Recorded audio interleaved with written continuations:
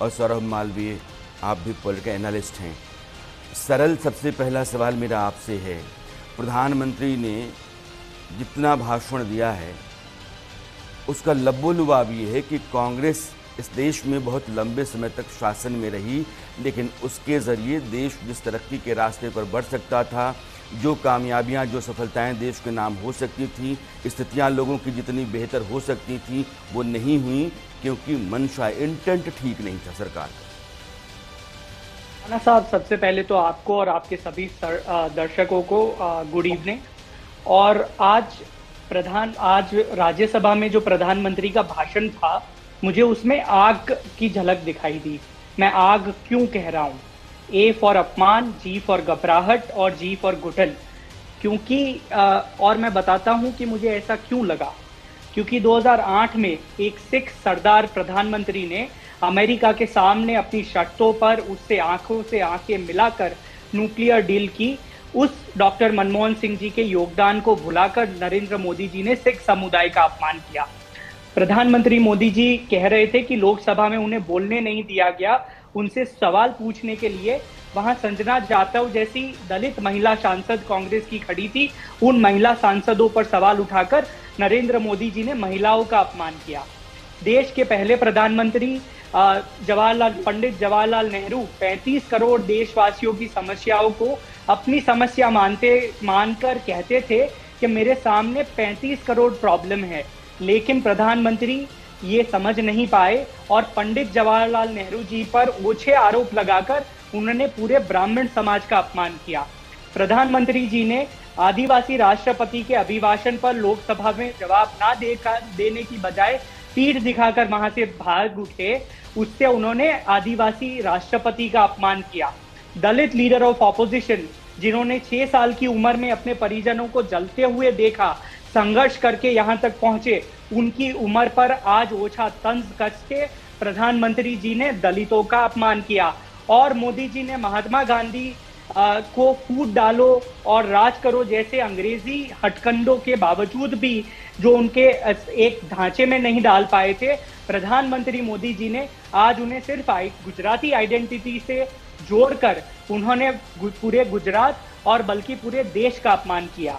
और घबराहट किस बात की? क्योंकि जो आर्मी चीफ नरवाने जी का जो एक किताब उनको leader of opposition Rahul Gandhi ji उनका कोट पढ़ना चाहते थे, उन्हें नहीं पढ़ने दिया। क्योंकि उन्हें पता था कि जो उनका 56 इंच का सीना, स्ट्रॉन्ग मैन, लाल आंखों में आंखें मिलाकर लाल आंखें दिखाने की ये जो पूरी एक इमेज करोड़ों रुपए खर्च करके बनाई थी, अगर उस किताब की एक लाइन वो पढ़ देते तो उस इमेज को चूर चूर कर देते। उसकी घबराहट आज साफ झलक रही थी। और घुटन इस बात की थी कि जिस तरीके से पिछले 12 सालों से देश में और पिछले 25 सालों से गुजरात में सत्ता चलाई जा रही थी, उस अहंकार के पीछे 3 दिन में चकनाचूर करने का काम जो किया है उसका जवाब नहीं था। इसलिए प्रधानमंत्री के भाषण में बौखलाहट साफ दिख रही थी। सरल, ये जब फुटबॉल का मैच खेलते हैं तो वो हर प्लेयर को आप लॉक करते हैं, टीम की स्ट्रैटेजी होती है। प्रधानमंत्री ने आज सदन के भीतर कहा कि कांग्रेस ने बाइकॉट करके स्पीकर का अपमान किया। जो तो मैं यही मैं आ रहा हूँ। आदिवासी राष्ट्रपति हैं, उनका अपमान किया। दलित उपराष्ट्रपति हैं, उनका अपमान किया। भूपेन हजारिका का अपमान किया। एक सिख मंत्री का अपमान किया।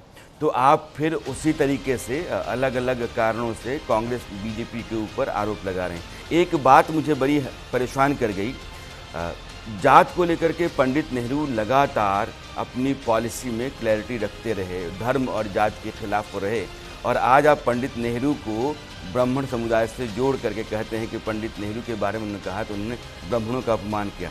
मुझे लगता है पंडित नेहरू को भी, उनकी आत्मा को भी बहुत तकलीफ हुई होगी आज आपके इस बयान से। मैं सौरभ मालवीय को जोड़ना चाहता हूँ।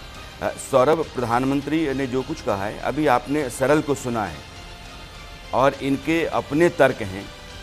मैं चाहता हूं कि जो कांग्रेस की तरफ से बातें रखी गई हैं उन पर आप अपनी प्रतिक्रिया रखें।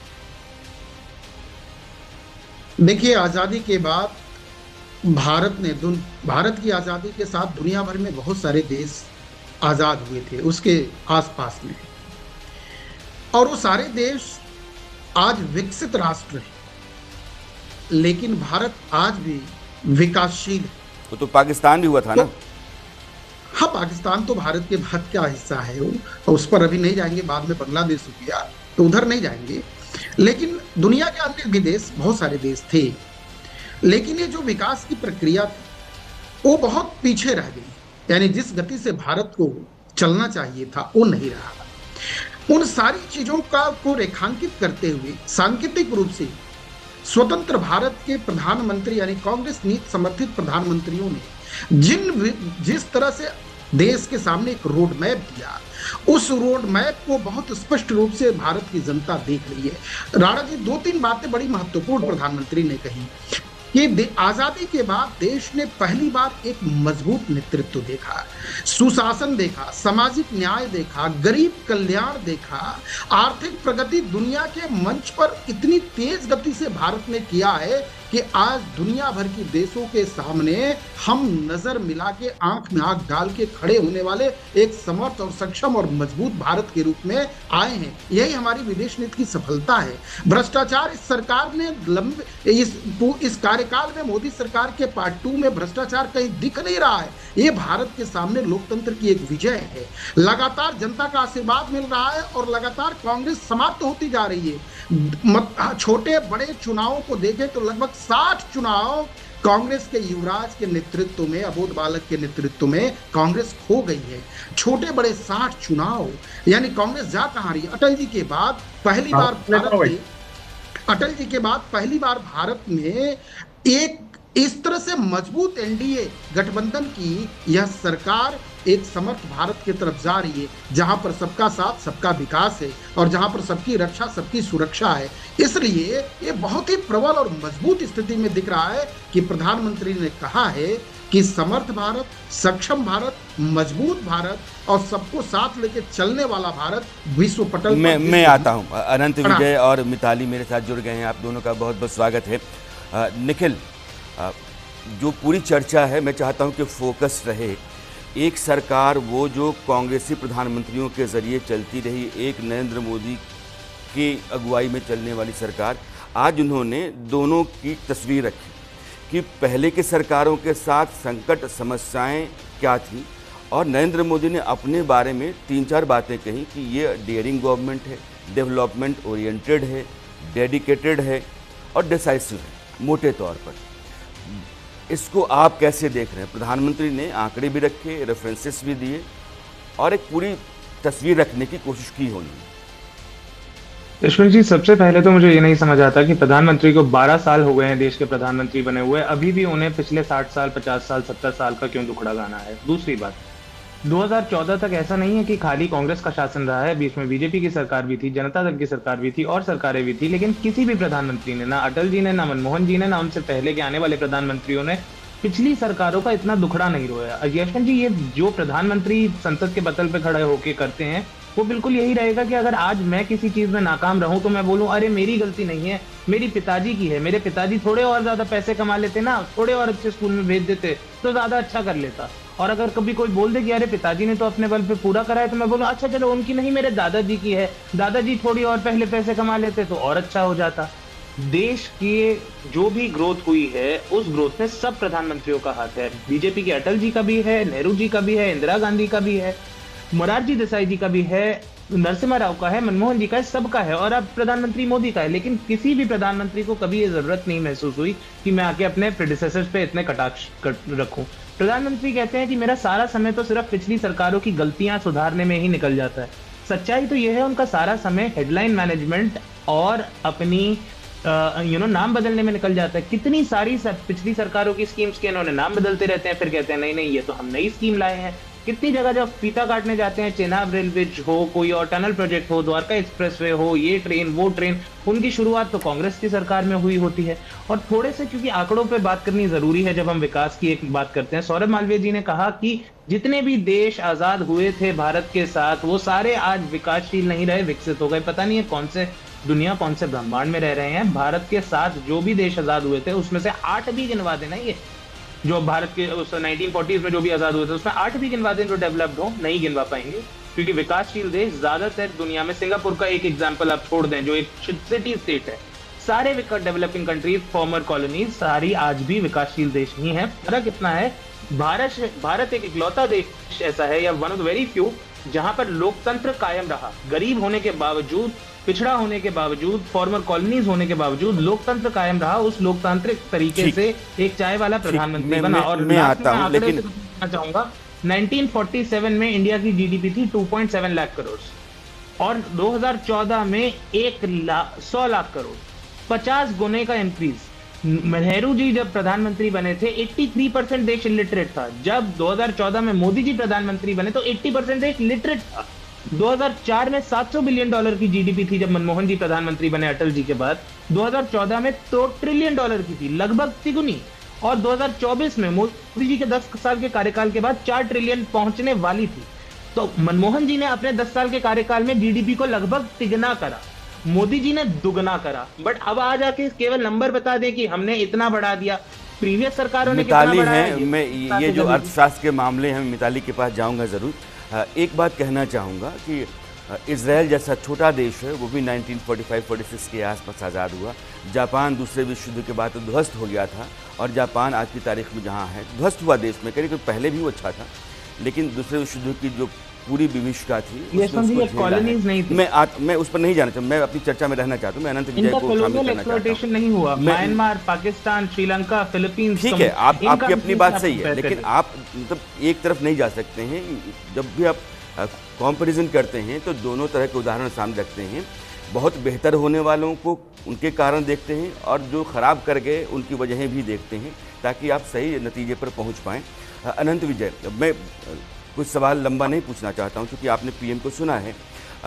पीएम ने आज जो कुछ भी कहा है, मोटे तौर पर कि उनकी अगुवाई में हिंदुस्तान ने जिस तरीके से तरक्की की है, पिछली जो कांग्रेस सरकारें रही हैं, अगर उन्होंने इसी इंटेंट के साथ, इसी ऊर्जा के साथ, इसी लगन के साथ काम किया होता तो हिंदुस्तान की तस्वीर कुछ दूसरी होती।